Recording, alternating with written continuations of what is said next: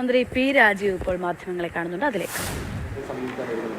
അല്ല, അത് ഓരോന്നിൻ്റെയും ഫാക്ട്സ് എങ്ങനെയാണ് നോക്കിയിട്ടായിരിക്കും. നമ്മുടെ കയ്യിലുള്ള വെച്ചിട്ടുണ്ടെങ്കിൽ നമ്മൾ കേസ് കൊടുത്തപ്പോൾ സമാനമായ രീതിയിൽ തന്നെ നേരെ പ്രസിഡൻറ്റിൻ്റെ അസൻറ്റിന് വിട്ടു. പ്രസിഡൻ്റ് അത് നിഷേധിച്ചുകൊണ്ടാണ് അയച്ചത്. ഒറ്റ വാചകമാണ്. അപ്പോൾ വീറ്റോ പവർ ഇല്ല എന്നിപ്പോൾ സുപ്രീം കോടതി പറഞ്ഞിരിക്കുന്നു. അപ്പോൾ ഒന്ന് വിട്ടത് ശരിയായോ, വിട്ടപ്പോൾ ചെയ്തത് ശരിയായോ, ഈ രണ്ട് പ്രശ്നവും സുപ്രീം കോടതി പരിശോധിക്കേണ്ടി വരുമെന്നാണ് തോന്നുന്നത്.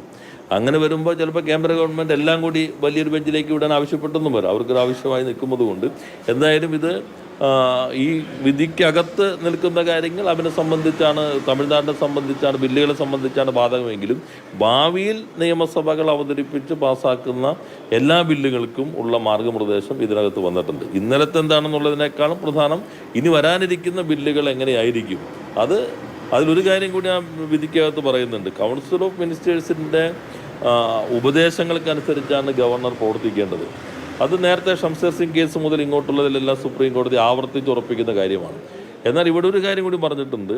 ഈ കൗൺസിൽ ഓഫ് മിനിസ്റ്റേഴ്സിൻ്റെ ഉപദേശവും കേന്ദ്ര ഗവൺമെൻറ്, യൂണിയൻ ഗവൺമെൻറ് താല്പര്യവും തമ്മിൽ ഒരു കോൺട്രഡിക്ഷൻ വന്നാൽ എവിടെയാണ് ഗവർണർ നിൽക്കേണ്ടത്?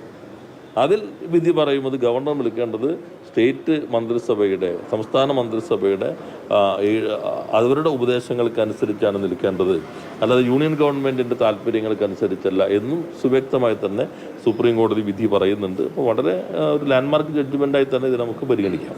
കേന്ദ്ര സർക്കാർ പുനഃപരിശോധന ഹർജി നൽകുകയാണെങ്കിൽ കേരളം പക്ഷിരീതികളിൽ പുനഃപരിശോധന ഹർജി അതിനകത്ത് ആ കേസുമായി ബന്ധപ്പെട്ട് എൻ്റെ പുനഃപരിശോധന മാനദണ്ഡത്തിലല്ലേ വെക്കുള്ളൂ. ആ ബെഞ്ചിലേക്ക് തന്നെ വരുന്നു.